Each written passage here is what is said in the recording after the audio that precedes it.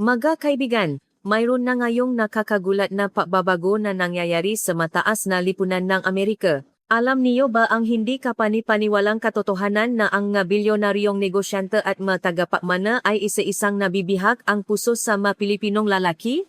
Ang mas nakakagulat pa, handa silang talikuran ang kanilang katayuan at kayamanan para lamang makasama ang mga ito kahit pa kailangan nilang lumipat sa Pilipinas. Ano nga ba ang kakaibang karisma ng mga Pilipinong lalaki na napapabago sa ganitong paraan sa mga kababayhan mula sa pinakamataas na lipunan ng Amerika? Ngayon, ilalahat natin ang katotohanan sa likod ng nakamamanghang pangyayaring ito na patuloy na nagiging usap-usapan sa mga online community at social media sa Amerika. Kung pipindutin niyo ang subscribe, like, at notification bell, kayo ang unang makakatanggap ng ganitong mga nakakagulat at totong kwento. Magandang araw po! Ako si Jessica Wilson, 28 taong gulang. Ako ang anak ni Roberto Lim Wilson, ang chairman ng Emerald Empire Holdings, isang kilalang konglomerat ng Pilipinas na may malawak na operasyon sa Amerika. Kasalukuyan akong naninirahan sa Las Vegas, Nevada. Hayaan niyo pong sabihin ko muna kung bakit ako nagsasalaysay ng kwentong ito. Ilang panahon na ang nakalipas isang Sabado ng gabi. Ang gabing iyon ang nagpabago sa lahat ng bagay sa aking buhay. Gayain nakagawian, nakbabarkada kami sa isang club malapit sa Bellagio Hotel, bandang 11:30 gabi, naglalakad na ako pabalik mag-isa sa hotel. Ang Las Vegas Strip ay ibang-iba sa araw at gabi. Sa araw, punong-puno ito ng mega turista, ngunit sa gabi, maraming mapangganib na individual ang lumalabas. Habang dumadaan ako sa isang madilim na eskinita sa likod ng Bellagio Hotel, naramdaman kong may isang kotse na dahan-dahang sumusunod sa akin. Sa simula, inakala kong nakataon lang, ngunit nang bilisan ko ang aking lakad, bumilis din ang takbo ng kotse. At doon, biglang bumaba ang tatlong lalaki mula sa kotse. Lahat sila ay mukhang nasa huling bahagi ng 20s hanggang maagang 30s at lubos na lasing. Ang kanilang mga mata ay hindi normal, sila ay tuliro dahil sa kalasingan. Ang amoy ng pinahalong beer at whiskey ay kumalat sa hangin, at sila ay pasuray-suray na lumapit sa akin. Mabilis na kumabo ang puso ko. Isa sa kanila ang nagsalita ng pabalang, "Saan ka pupunta?" Sinubukan kong maging kalmado at sinabing kailangan kong umuwi, ngunit hindi sila nakinig. Sa halip, lumapit pa sila at pinalibutan ako, "Sumama ka sa amin, maksaya tayo." Ang kanilang tono ay unti-unting naging banta. Kusanglop akong umatras, ngunit nasa likod ko na ang pada, wala nang mapupuntahan. Sa puntong iyon, talagang natakot ako. Wala nang dumadaan sa oras na iyon, at lahat ng gusali sa paligid ay sarado. Ang pinakamalaking lalaki sa kanila ay umabot upang hawakan ang aking braso. Sumigaw ako ang ayoko. "Itigil niyo yan?"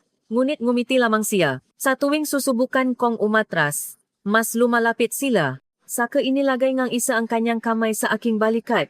Kinilabutan ako at desperadong inalis ito. Ngunit tatlo sila at nag-isa lang ako. Wala akong panama sa kanila sa lakas. Sinubukan ngang isa pa na takpan ang aking bibig. Sa sandaling iyon, talagang nawalan ako ng pag-asa.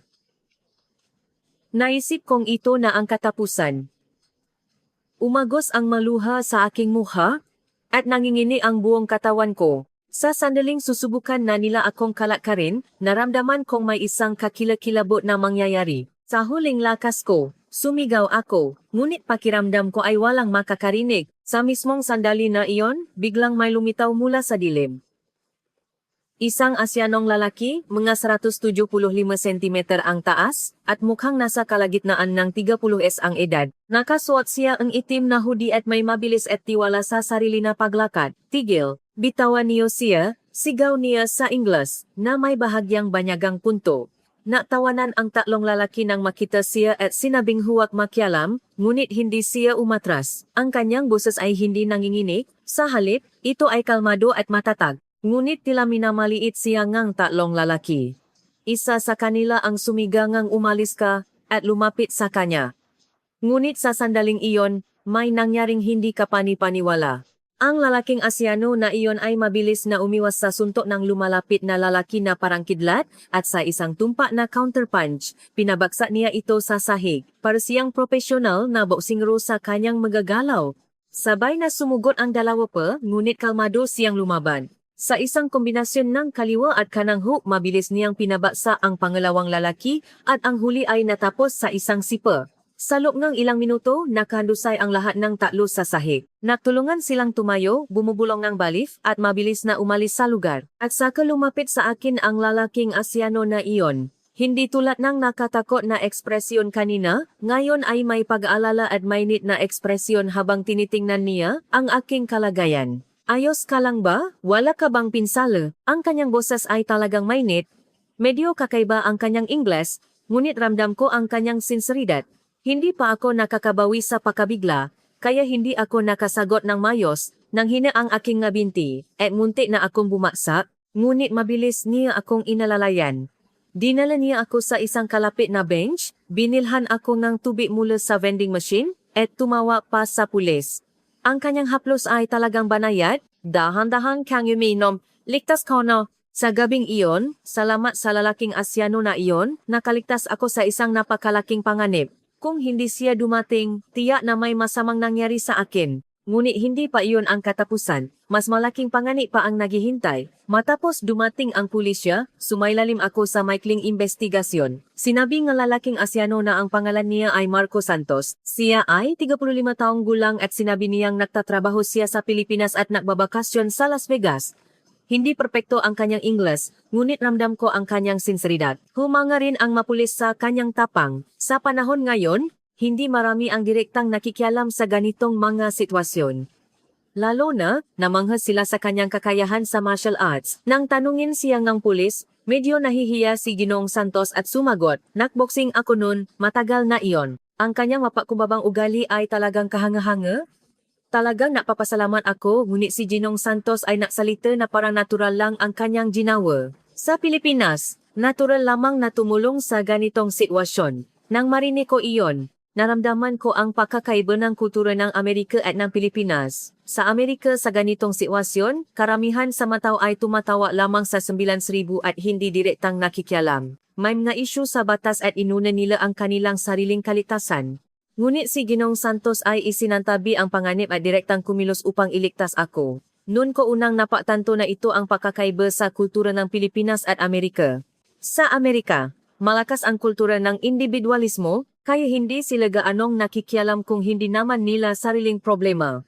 Ngunit si Ginoong Santos ay isinugal ang kanyang kaligtasan para sa akin, isang taong hindi niya kilala. Matapos ang investigasyon ng pulis, sinabi ni Ginoong Santos na ihahatid niya ako sa isang ligtas na lugar. Ngunit dahil alam kong nagbabakasyon siya, sinabi kong ayos lang, hindi. Samahan kita sa isang ligtas na lugar. Ang kanyang pagiging maalalahanin ay talagang nakakaantik. Mas inaalala niya ang aking kaligtasan kaysa sa kanyang sariling iskedul ng bakasyon. Naisip ko, ganito ba ang pagiging responsible ng mga Pilipinong lalaki? Sa huli, sumakay kami sa kanyang rental car at nagtungo sa hotel na tinutuluyan ko. Ngunit nang makarating kami malapit sa hotel, isa pang problema ang lumitaw. Naghihintay doon sa harap ng hotel ko ang mga lalaki kanina. Siguro, nalaman na nila kung saan ako nanunuluyan. Na makita nila kami, muli silang lumapit, agad na naunawaan ni Ginoong Santos ang sitwasyon at kumuha ng ibang ruta. Mas mabuti sigurong pumunta tayo sa ibang ligtas na lugar ngayon. Maring sundan pa rin nila tayo? Kaya kailangan nating lumikas sa isang ligtas na lugar, sabi niya. Talagang maingat si Ginoong Santos. Hindi niya alintana ang kanyang sariling abala para sa aking kaligtasan. Sa Amerika, karaniwan ng hindi malalim na nakikialam ang mga tao kung hindi ito ang kanilang problema. Ngunit si Ginoong Santos ay tila ipinapasan ang responsibilidad sa akin na parang miyembro ako ng kanyang pamilya. Dumaan kami sa Sido, 15 Highway, patungo sa labas ng Las Vegas. 2:00 na ang madaling araw, ngunit si Ginoong Santos ay hindi man lang mukhang pagod. Sa halip, patuloy niyang kinukumpirma ang aking kalagayan. Natatakot ka pa rin, hindi ba? Ayos lang, papunta na tayo sa isang ligtas na lugar. Ang kanyang malambing na boses ay talagang nakakapanatag. Hanggang noon nais kong malaman kung ano ang trabaho ni Ginoong Santos sa Pilipinas, ngunit hindi ko matanong. Malapit ko nang mas lubos na mapatanto kung gaano siya katapang at kahangahangang tao. Habang patungo kami sa labas ng Las Vegas, may nangyaring hindi inaasahan. Bandang 1:30 nga madaling araw, habang nagmamaneho kami sa E15 Highway, biglang lumihis ang isang malaking truck mula sa kabilang direksyon at lumampas sa gitnang linya. Mukhang lasing din ang driver ng truck. Ang headlights na direktang lumalapit sa amin ay talagang nakakatakot. Sa sandaling iyon, sumiga ako ngang at mabilis na inikot ni Ginong Santos ang manibela upang umilag. Ngunit nawalan ng kontrol ang rental car at bumangga sa guardrail. 2 beses umikot ang kotse at tuluyang tumaob isang nakakapangilabot na sandali. Nabasang ang lahat ng salamin at umaling aungaw sa aking tainga ang tunog ng matinding pagka-deform ng sasakyan. Nawalan ako ng malay at ng magising. Nakita kong nakataob na ang kotse at nakabitin ako ng patiwarik sa aking seatbelt. Umaagos ang dugo mula sa aking ulo at masakit ang buong katawan ko. Nagkaroon ako ng malubhang pasa sa balikat at binti. Narinig ko ang boses ni Ginong Santos. Tiyak na nasaktan din siya, ngunit ako ang una niyang inalala. Halos hindi ako makasagot, masakit. Ngunit ang mas nakakatakot ay nagsimulang manggamoy ng kakaiba sa kotse. May amoy sunog mula sa makina at lumalabas ang usok. Sa takot, sumigaw ako, apoy. Kailangan nating lumabas kaagad. Nagsimulang kumislap ang apoy sa harapan ng sasakyan. Tumutulo ang gasolina at maring sumabog ito anumang sandali. Nasa gitna kami ng disyerto, walang mapagingan ng tulong, at halos walang dumadaang kotse. Nakaipit ako sa seatbelt at hindi makakilos, at ang pinto ng kotse ay deform kaya hindi mabuksan. Ang aking binti ay tila naipit din sa kung ano, talagang isang desperadong sandali. Hindi nataranta si Ginong Santos. Kamado niya akong inalisan ng seatbelt at sa kasinipa ang bintana sa likod upang basagin ito. Talagang mabilis ang kanyang ngagalaw. Ayos lang, ilalabas kita. Nauna siyang lumabas at sinubukan akong hilahin. Ngunit ang aking binti ay naipit sa ilalim ng upuan at hindi maalis. Lalong lumalaki ang apoy at mabilis na tumataas ang temperatura sa loob ng kotse. Hindi sumuko si Ginoong Santos at patuloy na sinubukang iligtas ako. Kahit pa nasugatan ang kanyang braso sa salamin at dumudugo na. Kahit sa mapanganib na sitwasyon ng pagkalat ng apoy, hindi siya sumuko. Walang bahid ng pagsuko sa kanyang boses. Matapos ang ilang pagsubok, sa wakas ay naalis ko ang aking binti at nagtagumpay siyang hilahin ako palabas ng kotse. Wala pang 10 segundo matapos kaming makalabas sa kotse, may narinig kaming malakas na putok at sumabo ang sasakyan. Umakyat ang apoy sa kalangitan at ang init ay umabot sa amin. Kung wala si Ginong Santos, namatay ako sana sa apoy na iyon. Literal na iniligtas niya ang aking buhay. Sa gitna ng diserto, kailangan naming maghintay ng tulong. Mahina ang signal ng telepono at halos walang dumadaang sasakyan. Pinunit ni Ginong Santos ang kanyang kamiseta at ibinalot sa aking mga sugat. Kahit may dugo na rin ang kanyang kamiseta, ako ang una niyang inalagaan.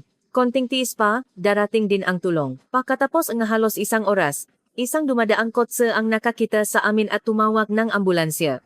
Nang dumating ang ambulansya, hiniling ni Ginong Santos sa mga emergency personnel na ako ang unahin nilang gamutin. Sa Amerika, karaniwan ng inuna ang sariling kalitasan sa ganitong sitwasyon, ngunit si Ginong Santos ay patuloy na inuna ako hanggang sa huli. Talagang kahanga-hanga siyang tao. Sa ambulansya patungo sa ospital, mahigpit kong hawa ang kamay ni Ginong Santos. Siya ay talagang isang espesyal na tao na 2 beses naglitas ng aking buhay. Nakarating kami sa Las Vegas University Hospital at sumailalim sa emergency treatment. Sa kabutihang palad, hindi naman gaano kaluba ang aking mga sugat kaysa sa inaakala, ngunit dahil sa laki ng pakabigla, kailangan kong manatili sa ospital ng halos 1 araw. Si Ginong Santos ay nakahiga sa kama sa tabi ko. Nakaroon siya ng ikalawang antas na paso sa braso at likod sa proseso ng paglilitas mula sa sasakyan at nabali rin ang kanyang tadyang.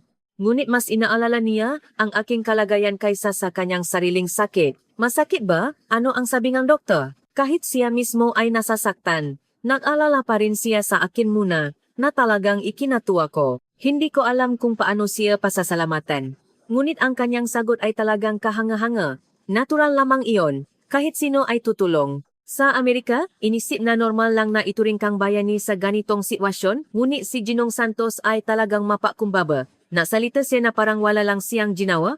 Naisip kong kailangan kong tawagan ang kanyang pamilya. Nang sabihin kong mag-alala ang kanyang pamilya sa Pilipinas, sinabi niyang ayos lang. Dahil alam nilang naglalakbay siya, hindi na raw kailangan tawagan, ngunit sa halip, ako ang inalala niya. Tinanong niya kung alam ng aking pamilya at kung nag-alala ba sila, talagang maalalahanin siyang tao. Sa gabing iyon sa ospital, marami kaming napausapan. Sinabi ni Ginong Santos na nakatira siya sa Maynila, Pilipinas. Hindi pa raw siya kasal at nakatira kasama ang kanyang mga magulang. Talagang curious ako kung ano ang kanyang trabaho. Ang kanyang galing sa boxing ay talagang kahanga-hanga. Ngunit patuloy siyang umiiwas sa pagsagot na parang nahihiya siyang sabihin. Nang tanungin ko ulit, saklit siyang nagalinlangan, saka yumuko at tahimik na sumagot. Napakababang ang kanyang boses, na parang nahihiya. Sa sandaling iyon, naunawaan ko kung bakit patuloy siyang umiwas sa pagsagot. Sa totoo lang, taxi driver ako. Patuloy siyang nakayuko. Sinabi niyang nagboxing siya noon unit hindi naging profesional. Kaya, ngayon ay namamaneho siya ang taxi? At sinabi niyang hindi iyon malaking bagay. Tila naalala siyang baka madismaya ako, ngunit hindi ako ganun. Sa halip mas humanga ako, nang sabihin kong napakaganda ng trabaho mo inihatid mo ang nga tao ng ligtas, inangat ni Ginoong Santos ang kanyang ulo at tumingin sa akin. Medyo nagulat ang kanyang ekspresyon, sinabi niyang karamihan sa matao ay hindi gaanong tinitignan ang taxi driver. Ngunit sinabi kong hindi ako ganun. Mas panata pa ako dahil ang isang tulad ni Ginoong Santos ay isang taxi driver. Doon lamang siya ngumiti ng maliwanag, ang kanyang ngiti ay talagang dalisay at mainit. Sinabi niyang kahit mahirap, gusto niyang makakilala ng mga tao. Nasisiyahan daw siyang makarinig ng iba't ibang kwento mula sa iba't ibang tao. Sa Amerika, karaniwan nang hinuhusgahan ang mga tao batay sa kanilang trabaho. Ngunit si Ginoong Santos ay may tunay na pagmamalaki sa kanyang trabaho. Talagang kahanga-hanga ang kanyang ugali. Sinabi niyang ito ang kanyang unang biyahe sa Amerika. Matagal daw siyang naipon para makapunta rito. Nang marinig ko ang kanyang sinabi, lalo akong nakaramdam ng pahingingang paumanhin. Ang kanyang mahalagang biyahe ay nasira dahil sa akin. Ngunit hindi niya ito ipinahalata. Sa gabing iyon, talagang nagustuhan si Ginoong Santos ng nganursa. Kumalat sa ospital ang kuwento na isang taxi driver mula sa Pilipinas ang naklakta sa isang Amerikanang baba. Ang tapang talaga ng nga Pilipinong lalaki. Nang sabihin iyon ng isang nurse, talagang nahihiya si Ginoong Santos. Ang kanyang pagiging ila sa papuri ay mas lalong napatingkat sa kanyang kaaki-aki na personalidad. Sa gabing iyon, lalo akong naging interesado kay Ginoong Santos. Naramdaman kong hindi lamang siya isang taong nagligtas sa akin, kundi isang talagang espesyal na individual. Ang kanyang pagiging nahihiya sa kanyang trabaho ngunit hindi nawawalan ng pagmamalaki ay talagang kahanga-hanga. Pagkatapos ng 2 araw sa ospital, nakalabas na kaming dalawa. Sinabi ni Ginoong Santos na papalawigin niya ang kanyang bakasyon at mananatili sa Las Vegas hanggang sa tuluyan akong makabawi. Dahil alam kong nagbabakasyon siya, sinabi kong ayos lang. Ngunit sinabi niyang nag-alala siya. Baka raw may after effects pa at maring may iba pang problema na mangyari. Huwag kang magpagod, nagpapagaling ka pa lang. At iyan ay kahit hindi naman niya kasalanan ang nangyari. Hindi ko sinabi sa kanya ang aking pagkatao. Itinago ko na ako ang anak ng chairman ng Emerald Empire Holdings at nagpanggap na isang ordinaryong tao. Matapos kong makita ang pagiging nahihiya ni Ginoong Santos sa kanyang trabaho, lalo kong naisip na kailangan kong gawin iyon. Baka raw lalo siyang mangimi kung malalaman niya ang aking tunay na pagkakakilanlan. Sa sumunod na ilang araw, makasama kaming napalipas ng oras. Hindi pa raw masyadong nakakapasyal si Ginoong Santos sa Las Vegas, kaya ako ang gumabay sa kanya. Pumunta kami sa Hoover Dam at makasama naming binisita ang Grand Canyon. Ang pahanga ni Ginoong Santos sa Grand Canyon ay talagang mukhang dalisay. Napakaganda raw nito sa personal kaysa sa nakikita lang niya sa mga litrato sa Pilipinas. Ako, dahil madalas ko nang nakikita ang nga lugar na ito simula pagkabata, hindi ko na masyadong nararamdaman ang kakaibang kagandahan, ngunit sa pamamagitan niya, muli ko itong nakita. Talagang maalalahanin si Ginoong Santos. Dahil alam niyang hindi pa ako ganap na nakakabawi, iniwasan namin ang nga mahirap na schedule at pinili ang nga lugar na makakapapahinga ako ng comfortable. Ang kanyang pag-alaga ay talagang napapasalamat ako. Kulang sa ganitong pagiging maalalahanin ang karamihan sa mga Amerikanong lalaki. Ngunit si Ginoong Santos ay talagang mapagmahal. Sa ilang araw naming pagiging magkasama, lalo akong nahuhulo sa kanya. Ang kanyang tapat na pagkatao, ang kanyang pag-alala sa iba, at ang kanyang mapakumbabang ugali ay talagang kaaki-akit. Ngunit may alalahanin ako. Kailangan kong ibunyag ang aking tunay na pagkatao balang araw. At may katotohanan din na kailangan siyang bumalik sa Pilipinas. Pagkalipas na 1 linggo, dumating ang araw ng pabalik ni Ginoong Santos sa Pilipinas. Naisip kong hindi ko na may tatago ang aking pagkakakilanlan, kaya napasya akong sabihin sa kanya ang lahat. Nakita kami sa huling pagkakataon sa isang cafe malapit sa McCarran International Airport. Binigyan ako ni Ginong Santos ng isang maliit na regalo na binili niya sa Pilipinas. Ito ay tradisyonal na saang Pilipino, nakabalot sa isang napakagandang pambalot. Mabuti ito para sa katawan. Kaya ka pa ininom mo, lalakas ka. Talagang nagpapasalamat ako sa kanyang pag-alaga. Ngunit may kailangan akong sabihin sa kanya. Hindi na ako makakapagpatuloy sa pagsisinunggaling. Ginong Santos, may kailangan akong ipatapat. Nasimula ako sa nanginginin na boses. Ipinaliwanag ko na sa totoo lang, itinago ko ang aking pagkatao simula pa noon, at kung bakit ko kailangan itong gawin. Ginong Santos ay sandaling nagulat. Bahagyang nangingini ang kanyang kamay na may hawak na tasa ng kape. Ngunit hindi siya nagalit. Sa halip, sinabi niyang naintindihan niya. Talagang hindi inaasahan ang kanyang reaksyon. Karamihan sa mga tao ay maguguluhan o magagalit kapag narinig ang ganitong bagay, ngunit si Ginong Santos ay talagang kalmado. Sinabi niyang wala itong kinalaman sa kanya. Alam na ron niya na ako ay isang mabuting tao. Nang marinig ko iyon, uminit ang aking puso. Talagang nakikita niya ang aking kaluban. Hindi ang aking pagkatao o kayamanan, kundi ang tunay na ako ang kanyang nakikita. Gusto ko rin talaga si Ginong Santos. Mahal na mahal kita, naglakas loob akong gumamin. Bihira sa mga Amerikanang babae ang unang umamin, ngunit gusto kong ipahayag ang aking nararamdaman sa kanya. Ginong Santos ay nanatiling tahimik sandali. Pagkatapos, mahinahon siyang nagsalita. Sa totoo lang, mahal din kita, Jessica. Ngunit sa realidad, marami tayong maaring kaharapin na pagsubok. Tama siya. Nakatira kami sa magkaibang bansa, magkaiba ang aming kultura, at magkaiba ang aming katayuan sa lipunan. Ngunit, para sa akin, hindi mahalaga ang nabagay na iyon. Nang maghiwalay kami sa airport, nangako kaming patuloy na magkukontak. Sinabi ni Ginong Santos na magpapadala siya ng ma-email, mensahe sa akin mula sa Pilipinas. Sinabi ko makikipag-ugnayan ako at isipin ko kung paano makakapunta sa Pilipinas. Ganun kami na paalam na may lungkot, ngunit alam kong hindi pa iyon ang katapusan. Matapos bumalik si Ginong Santos sa Pilipinas, araw-araw akong pinahihirapan ng pangungulila. Hindi madali ang pakikipag-ugnayan dahil sa pagkakaiba ng time zone, ngunit sinikap naming mag-usap ng madalas hanggat maari. Nagbahagi kami nga kwento tungkol sa kanyang pang-araw-araw na buhay sa Pilipinas, ang nga pasaherong nakikilala niya bilang taxi driver, ang panahon, at pagkain, lalo ko siyang namiss. Ang maordinaryong usapang ito ay napakahalaga sa akin. Pakiramdam ko, kahit malayo kami, ay kasama ko pa rin si Ginong Santos sa kanyang pang-araw-araw na buhay. Marami rin akong natutunan tungkol sa kulturang Pilipino. Detalyadong ipinaliwanag ni Ginoong Santos sa akin ang tungkol sa mga panahon, pagkain, at mga tao sa Pilipinas.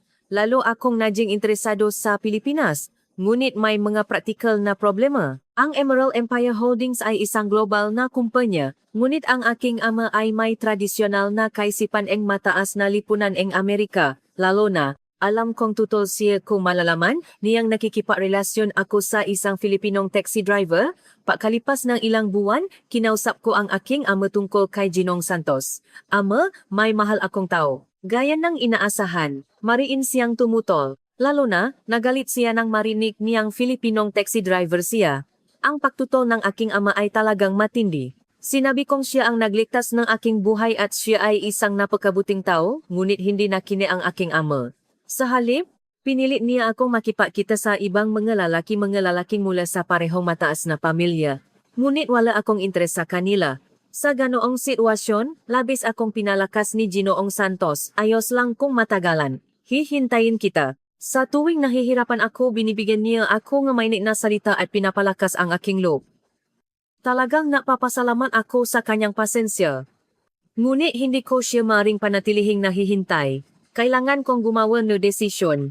Pagkalipas ng 6 na buwan, gumawa ako ng isang mahalagang desisyon. Sa kabila ng pagtutol ng aking ama, napasya akong pumunta sa Pilipinas. Nais kong personal na makita si Ginoong Santos at usapan ang aming kinabukasan. Talagang nagulat si Ginoong Santos at nag-alala rin. Nag-alala siya kung makaka-adjust ba ako sa Pilipinas, kaya nagpasya akong pumunta sa Pilipinas. Malaki ang galit ng aking ama at mariin siyang tumutol, ngunit nakapagpasya na ako. Sa isang buwan kong pamamalagi sa Pilipinas, marami akong natutunan. Nakilala ko rin ang pamilya ni Ginoong Santos at personal kong naranasan ang kulturang Pilipino. Sa simula medyo nailang ang magulang ni Ginoong Santos sa akin, ngunit unti-unti silang naging mainit sa pagtrato. Lalo na ang kanyang ina, tuwang-tuwa siya nang sabihin kong gusto kong matutungang lutuing Pilipino. Jessica, napakagandang ideya ang matutungang lutuing Pilipino. Ang mainit na salitang iyon ng kanyang ina ay talagang nakakaantig. Naramdaman kong tinatanggap nila ako bilang tunay na miyembro ng pamilya. Talagang bago ang buhay sa Pilipinas. Ito ay isang kultura na ganap na naiba sa Amerika, ngunit ang mainit na puso nga tao ay pareho. Lalo na, ang nga kasamahan ni Ginong Santos na mga taxi driver ay napakabait sa akin. Ngunit may mga practical na problema. May hatlang sa wika at problema sa visa. At higit sa lahat, kailangan kong isipin ang pangarap ni Ginong Santos. Sa totoo lang, matagal ng pangarap ni Ginong Santos na manirahan sa Amerika. Sinabi niyang labis siyang nasiyahan sa oras na kasama niya ako sa Las Vegas. Kaya, nagpasya kaming lumipat sa Amerika ng makasama. Inayos ni Ginong Santos ang lahat sa Pilipinas at nagpasya siyang magsimula ng bagong buhay kasama ako. Sa simula, tumutol ang aking ama ngunit matapos niyang personal na makilala si Ginong Santos nagbago ang kanyang isip. Nakita niya ang tapat na puso ni Ginong Santos at ang pagmamahal nito sa akin kaya tinanggap niya ito. Kung siya ang tunay mong mahal, wala akong dahilan para tumutol. Ngayon, tinatrato nga aking ama si Ginoong Santos na parang sariling anak at labis ding iginagalang ni Ginoong Santos ang aking ama. Ginoong Santos ay nakahanap ng bagong pangarap sa Amerika. Sinabi niyang nais niyang ipamahagi ang kulturang Pilipino. Aktibo ko rin siyang sinusuportahan sa kanyang pangarap. May plano rin kaming makasamang magtayo ng isang Philippine Cultural Center. Talagang masaya ang aming bagong buhay sa Las Vegas. Sa tawang naklalakat kami sa parungkay kung saan kami unang nakita na lalako ang habang iyon. Naisip ko rin kung ano ang nangyari sana kung hindi dumating si Ginoong Santos, ngunit ngayon, nagpapasalamat lang ako. Itinuro sa akin ni Ginoong Santos kung ano ang tunay na pag-ibig. Nalaman kong napagkahalaga ng tunay na pagmamalasakit at pagmamahal sa isang tao. Hindi batay sa katayuan o kayamanan. Naksisikap din akong making kanong uri ng tao. Ilang buwan na ang nakalipas, nagpropose sa akin si Ginong Santos. Sa mismong eskinita kung saan kami unang nakita, napakalantik. Ang mapanganib na lugar na iyon ay naging pinakamahalagang lugar ng aming alaala ngayon. Naghahanda na rin kami para sa kasal. Talagang sabi ako, siguradong magiging magandang kasal ito kung saan magtatakpo ang kultura ng dalawang bansa. Hanggang ngayon, pinapahanga pa rin ako ni Ginong Santos araw-araw.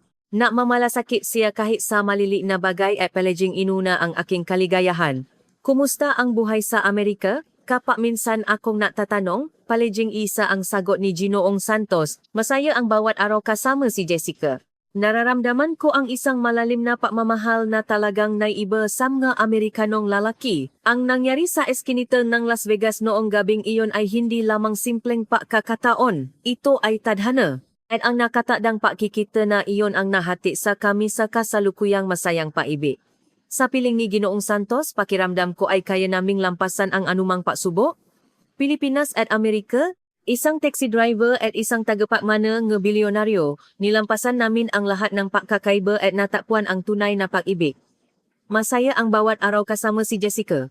At hanggang ngayon, araw-araw naming pinapalago ang pag-ibig na iyon. Talagang napakapalat ko dahil sa nakakatakot na sandaling iyon ng gabi, natakpuan ko ang tunay na pag-ibig. Dito nagtatapos ang ating kuwento ngayon.